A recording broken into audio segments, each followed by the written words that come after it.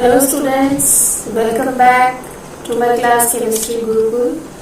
Now we will again move forward to our next topic. In my previous video, you could see that I have discussed indicators and some of the formulas of acids and bases. Now in this video, you will understand some concepts of acids.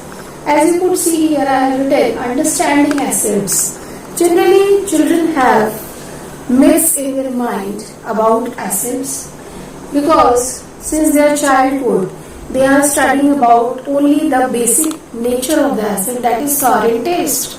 But in chemistry terms, when we talk about acids, they have certain chemical nature, they have chemical behavior.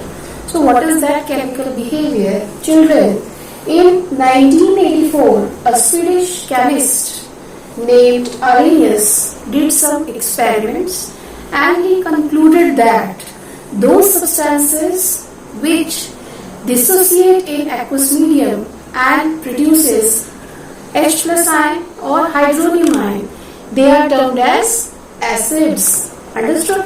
So this is the concept which was given by Arrhenius. So here also you will understand this conceptually. You could see here by writing this chemical equation also you can understand it better. When HCl is added with water, it gets dissociated into hydronium ion and chloride ion. Understood? One more reaction you can see here. If nitric acid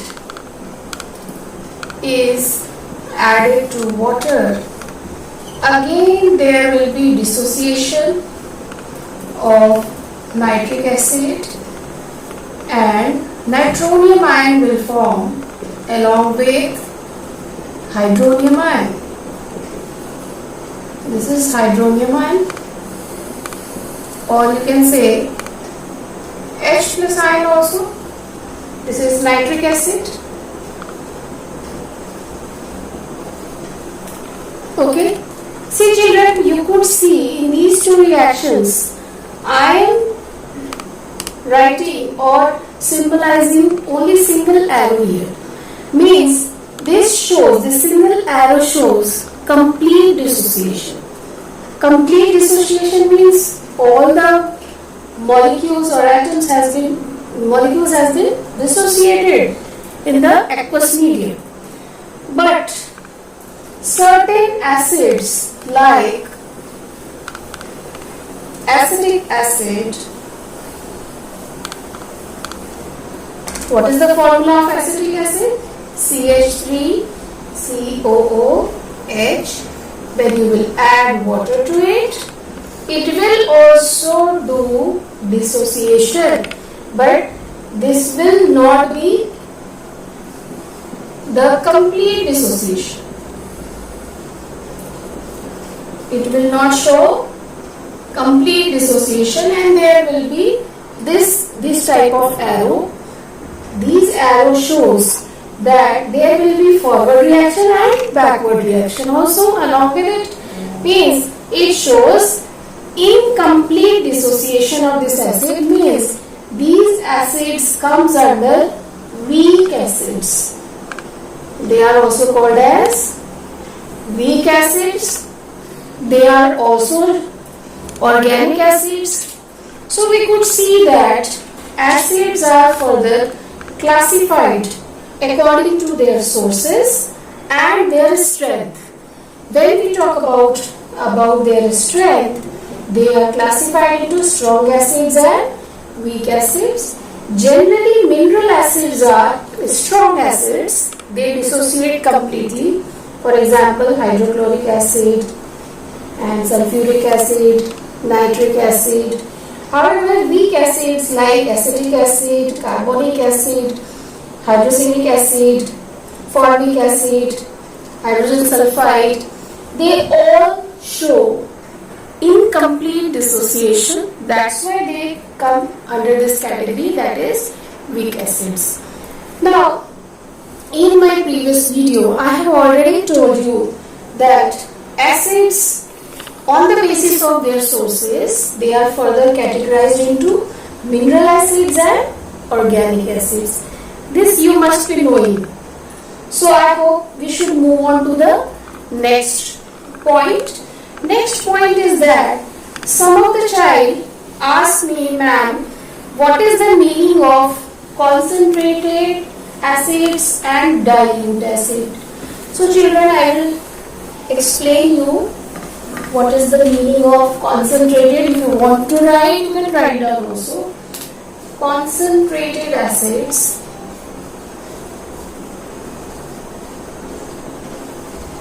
or dilute acids. This term means less amount of water and this term means more amount of water is added to acid. Added to acid means it is diluted. That's why it is dilute acid, and it is less corrosive to you. See children, always take care when you are doing an experiment in the laboratory with any acid, especially strong acids, because it may be harmful for you because they are explosive. They generally shows exothermic reaction. I can explain you by one activity. If you will take acid in a test tube and you will never put water directly to it, you just bend the test tube away from your face and then add little amount of acid to water, not water to acid. Understood? So you have to take care about it. So whenever you are adding acid, you have to add it gradually, not suddenly, because it will show you exothermic reaction. Lot of amount of heat energy is given. You could see, you could observe that the temperature of the test tube rises up. This shows that generally strong acids or mineral acids, they show exothermic reactions. Generally, you can note it down, generally strong acids, or you can say concentrated acids shows exothermic reactions. In bracket you can write means heat energy is liberated. Heat energy is liberated. So these are the basic nature of acids we have discussed. You can write in your notebooks about properties of acids. So please note it down. I am writing and explaining you here right now. Some points are there. 3-4 points you have to write. General properties of acids. Today we will discuss only up to this topic. Later on we will discuss about the chemical nature of acids, how they react with metals and metal carbonates and hydrogen carbonates. But today you will write about the properties of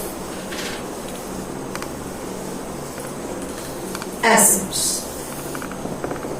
Okay, properties of acids. So today we will only discuss about the physical properties. Physical properties. Physical means how it seems to you. Okay? Okay. So first point you can write down. Acids have sour taste. This we have already discussed and you all are knowing also. Next you can write some acids are solid while most of them are liquids. Most of them are liquids at room temperature. At room temperature.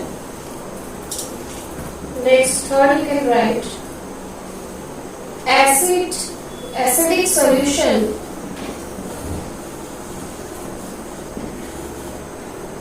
turns blue litmus paper to red. Okay, and fourth is acid solutions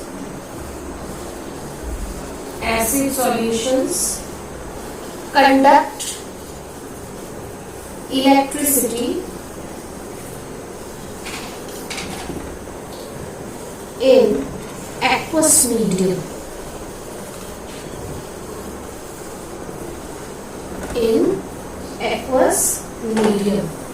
So these all are the physical properties. Chemical properties we will discuss in our later video. I hope you have understood and enjoyed the class. All the best.